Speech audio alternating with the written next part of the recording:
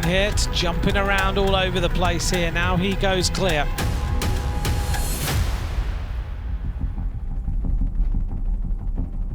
Welcome to the 8th and final stage of the Dauphiné 2022. After dominating yesterday, Jumbo-Visma will be looking to control things on another short but brutal stage.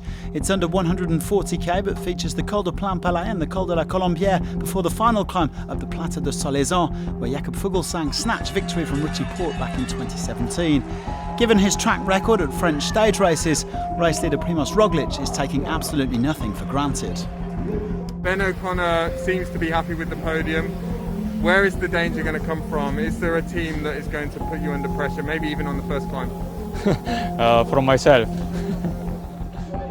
With ROGLIČ and Jonas VINGEGAARD top of the pile, it would take something very special to stop Jumbo-Visma from claiming victory.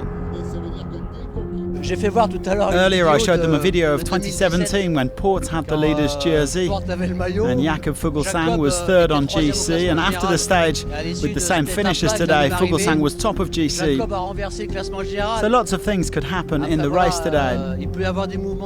We know that the final climb is very, very tough and it's very hot today, but Jumbo-Visma are still the favourites with ROGLIČ and VINGEGAARD in first and second overall. We're third with Ben and we'll see what happens, but we'd still be very satisfied with a podium. On va observer, mais voilà, ça sera déjà une grande satisfaction d'être sur le podium ce soir. O'Connor is 16 seconds ahead of me, but he's a top rider and he looks to be on great form. We won't give up and we'll do what we can. Perhaps we'll get a nice surprise at the finish. Well, there was a similar start to yesterday, with plenty of teams who haven't won this week going on the attack. They were climbing from the off, with Wout van Aert setting a high pace in the bunch, but eventually 15 men got into the breakaway. Pierre Rolland was at it again, even if he'd already wrapped up the polka dot jersey competition. Michael Storer, one of two riders in there for Groupama FDJ, while Simon Geschke was the highest on GC over 5 minutes back. Kenny Elissonde also on the move again, with two of his teammates from Trek Segafredo. There were also two riders from the Ineos Grenadiers, Eddie Dunbar and Laurens de Plus, as well as Jan Hirt, George Bennett and Gorka Izagirre. Only one man up at the front had won a Dauphiné stage before, and that was Alexis Villemot, who triumphed in Brief Charonsac on Monday. Jumbo-Visma weren't giving them much rope though. The gap was under 2 minutes heading into the final 50 kilometres. The break hitting the foot of the Col de la Colombière as Bruno Armirail decided to up the tempo, and several riders were quickly dropped, including Rolland. All these riders having to deal with the heat as well as the climbs. The front group quickly pruned to just 5 men: Armirail, Storer, Dunbar, Elissonde and Bennett. The gap increasing slightly, but Jumbo-Visma was still in total control, keeping the pace high in the peloton, all strung out here. Lots of riders no doubt looking forward to a well-earned rest this evening and next week. By the summit of the Colombière, de Plus and Hirt had managed to fight their way back to the front group, but the peloton had also closed the gap to around a minute and a half.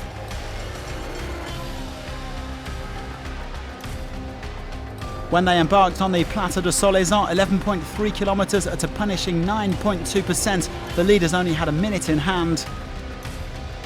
In the steep early part of the climb, Hirt went solo at the front. The Czechs had a fantastic 2022 with his win at the Tour of Oman and a stage of the Giro, but this one wouldn't go to the breakaway.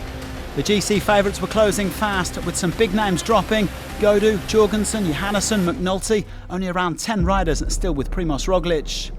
Storer and Bennett managed to get back to Hirt, and the Kiwi had one final dig, but he would soon be joined by his former teammates. Steven Kruijswijk putting in a huge turn for VINGEGAARD and for ROGLIČ, with O'Connor, Haig and Chavez just about holding on. It was then over to VINGEGAARD, and when the Dane made his move, only ROGLIČ could follow. The two teammates surging clear, an absolute demonstration from Jumbo-Visma, who were set to take the stage victory and the overall win. And VINGEGAARD is going to congratulate him as the winner of this edition of the Dauphiné. And Primož ROGLIČ says to him, thank you very much. You have the stage win. And they're going to go across the line together. It's going to be VINGEGAARD and ROGLIČ together across the finish line. It's absolute dominance by Jumbo-Visma. And VINGEGAARD takes the stage. ROGLIČ in yellow and blue takes the victory. Well, Jonas Vingegaard has looked on mightily impressive form at this Dauphiné, and ROGLIČ was happy to let him take stage honours. It's the 7th win of his career and his 2nd of 2022 after the Drôme Classic. As for ROGLIČ, he seems to have definitively banished his French demons, having now won Paris-Nice and the Dauphiné this season. But can he make it a hat-trick at the Tour de France?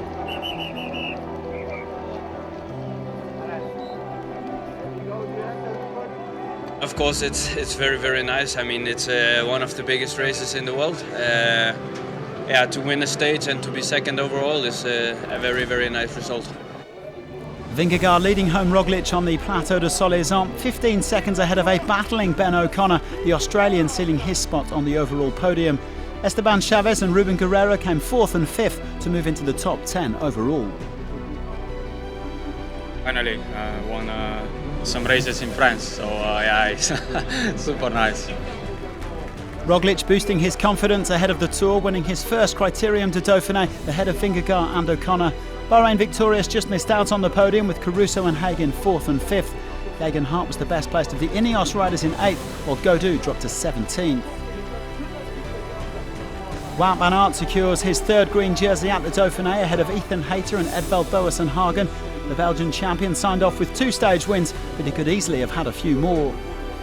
Pierre Rolland had already sewn up the mountains classification yesterday, but it didn't stop him collecting another 12 points today. He finished 50 clear of Carlos Verona. Tobias Halland Johannesson goes home with the white jersey for the best young rider ahead of 2 Americans, Brandon McNulty and Matteo Jorgensen. ROGLIČ is the first man to do the Paris-Nice and Dauphiné double since Bradley Wiggins in 2012. He also won the Tour that year, and ROGLIČ will try and follow in his footsteps. Join us in Copenhagen for the Grand Départ, and thanks very much for watching.